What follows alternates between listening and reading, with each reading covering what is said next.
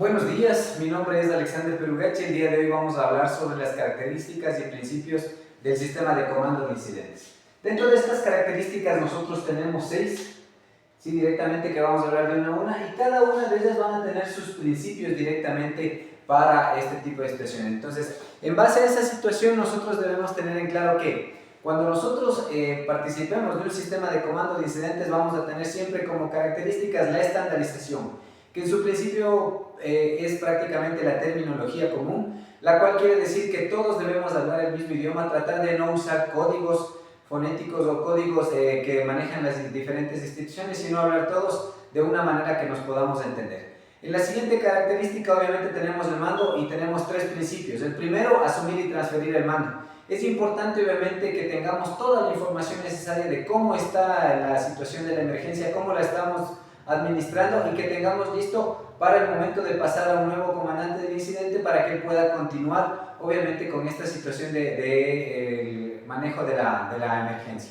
Después tenemos la cadena de mando y unidad de mando, que esto es importante también. La cadena de mando, exactamente quién va a estar a cargo y directamente cuáles grupos o cómo se va a ir conformando esta unidad, y principalmente la unidad de mando, que refiere que todos debemos reportar a una sola persona para que obviamente no se maneje mal la información. Por último, tenemos dentro de estos principios del mando el comando unificado. Es cuando una o varias instituciones están trabajando dentro del mismo incidente, y obviamente ahí los líderes de estas instituciones se unificarán para tomar obviamente las mejores decisiones y los objetivos, las estrategias, y hablarán directamente con el grupo para poder seguir trabajando.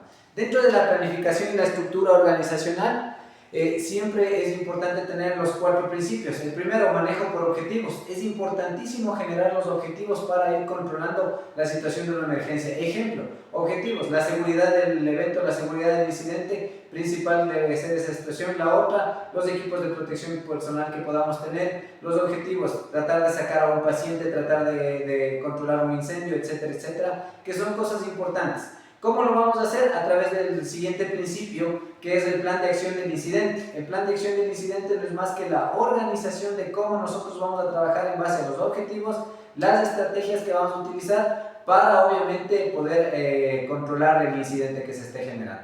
Luego tenemos la organización modular, es decir, donde nosotros vamos a tener directamente el comando de incidentes y después abajo de él las diferentes situaciones que vamos a necesitar para ir controlando la situación de la emergencia.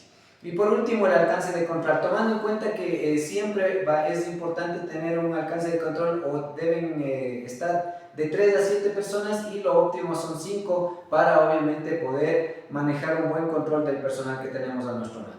Dentro de la siguiente característica tenemos las instalaciones y recursos, y aquí tenemos 2 principios. El primero, las instalaciones, que obviamente es importantísimo verificar cuáles son necesarias. Será necesario establecer, aparte del puesto de comando que es obligatorio, será necesario establecer el área de espera, será necesario establecer el área de concentración de víctimas o muchas otras instalaciones que se puedan generar. Entonces es importante esa situación también. El manejo integral de los recursos. Siempre que van llegando los recursos a la zona de espera, veamos cómo van los objetivos y cuáles han sido nuestras estrategias para nosotros inmediatamente poner esos recursos o asignar esos recursos a que continúen en las labores para controlar la situación de la emergencia.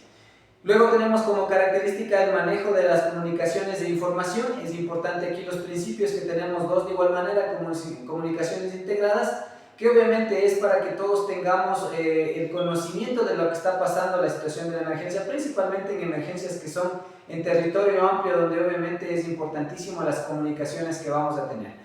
El manejo de la información e inteligencia. Es importantísimo hacer un buen levantamiento de la información para obviamente plantear adecuadamente y claramente nuestros objetivos y nuestras estrategias para el control del incidente. Y por último tenemos la 6ª caracterización, que es el profesionalismo, basado también en 2 principios. El primero, la responsabilidad, y obviamente esta parte es importantísimo de que nosotros tengamos que tener ya el conocimiento, la capacitación, toda la situación para poder controlar la situación de emergencia. Asimismo, la oportunidad y pertinencia de los recursos.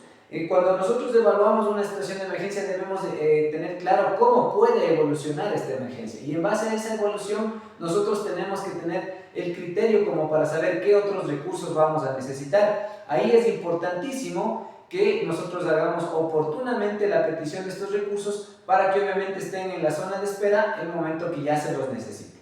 Eso es prácticamente lo que tenemos en lo que es las características y principios del sistema de comando de incidentes. Muchas gracias por su atención.